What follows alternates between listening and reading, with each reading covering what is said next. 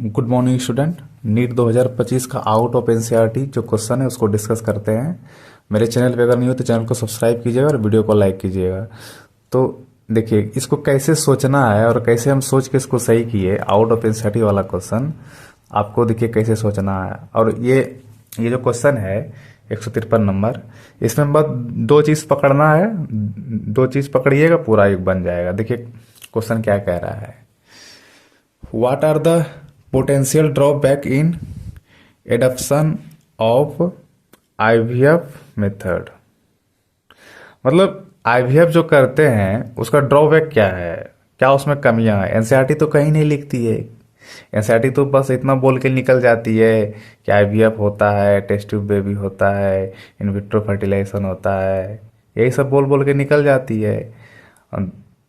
2 से लेकर 8 सेल तक को हम फ्लोपियन ट्यूब में डालते हैं, 8 के बाद हम यूथरस में डालते हैं, यही सब बोल बोल के एनसीईआरटी निकल जाती है।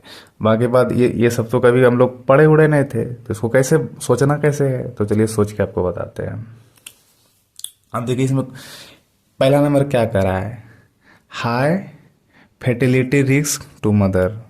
दूसरा क्या कर रहा है, एक्सपेंसिव इंस्ट्रूमेंट। तो ये तो सही बात है, एक्सपेंसिव तो है ही, लेकिन इसको भी हम नहीं पकड़े, हम सी नंबर पकड़े। सी नंबर में देखिए क्या कह रहा है कि husband wife necessary for being donor. ये गलत बात है।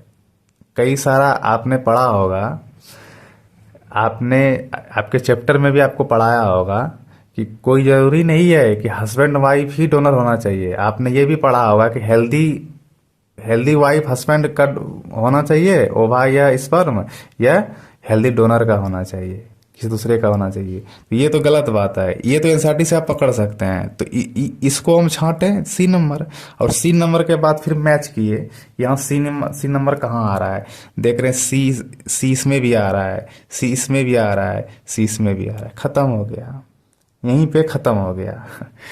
एक को बस पकड़े और सबको क्या कर दिए। लेकिन इसमें पहले सोचे कि क्या करे क्या नहीं, क्योंकि दिमाग में तो उतना पहले नहीं आता है कि सी को पकड़े निकाले। पहले तो सबको कर रहे थे, और फिर एक और को हम पकड़े कि नॉट अवेलेबल इन इंडिया।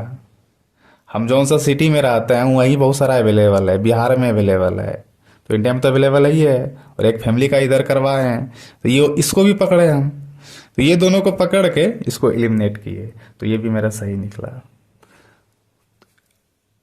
तो चलिए एक और क्वेश्चन दिखाते हैं आपको। टिपिकल क्वेश्चन है एनसीईआरटी का, ये बहुत गहराई से लिया है, वीडियो पे बने रहिएगा।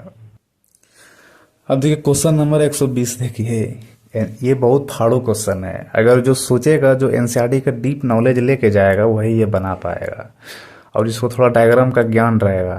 तो ये देखिए क्या क्या कह रहा है, identify the statement that is not correct. मतलब ऐसा स्टेटमेंट को इसमें ढूंढना है जो कि सही नहीं है।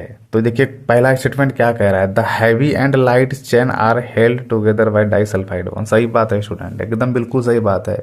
कहीं स्टेटमेंट में नहीं लिखा है, लेकिन आप अगर एनालाइज कीजिएगा, आप अगर एंटीबॉडी मॉलिक्यूल का एनालाइज कीजिएगा तो देखिएगा कि दो डबल एस बॉन्ड से जुड़ा रहता है, एकदम डाइसल्फाइड बॉन्ड से जुड़ा रहता है। एस एस लिखा होगा, वो डाइसल्फाइड बॉन्ड है।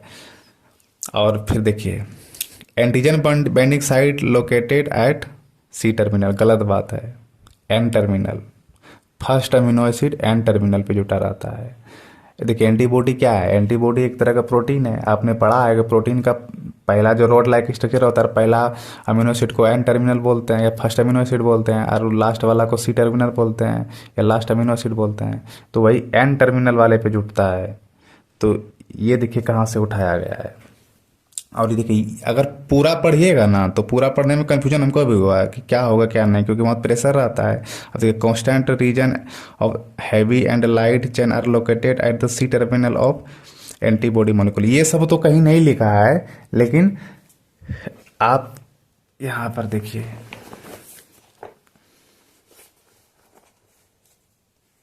यहाँ पे देखिए, अगर आप थोड़ा हायर स्टडी कीजिएगा तो ये सब अपने से लिखना पड़ेगा। ये सब कहीं लिखता नहीं है, वेरिएबल रीजन, कांस्टेंट रीजन, ये कहीं एनसीईआरटी में कहीं लिख के नहीं दिया है। तो इसको आउट ऑफ एनसीईआरटी ही मानिए। लेकिन अगर एक चीज़ पिक कीजिएगा ना कि एंटीजन बाइंडिंग साइट कहाँ पे जुड़ता है, तो ये एनसीईआरटी का भी है। अगर सारा स्टेटमेंट को लेके चलिएगा तो इसको आउट ऑफ एनसीईआरटी भी बोलिए, क्योंकि सब कुछ नहीं वो लिखता है। और लेकिन एक चीज़ वो लिखता है कि एंटीजन बाइंडिंग साइट जो है एन टर्मिनल पे रहता है। तो यहाँ देखिए, तो ऐसे सोचना पड़ा इसको भी, कभी कभी लग रहा था एंटीजन बाइंडिंग साइट कहाँ पे, क्योंकि डायग्राम तो बहुत सारा डायग्राम है। ये सब डायग्राम के बारे में सोचे भी नहीं थे कि ये सब आ सकता है, पर आ गया। तो आशा करते हैं कि आपको मेरा वीडियो पसंद आया। अगर वीडियो पसंद आया तो चैनल को सब्सक्राइब कीजिएगा और वीडियो को लाइक कीजिएगा।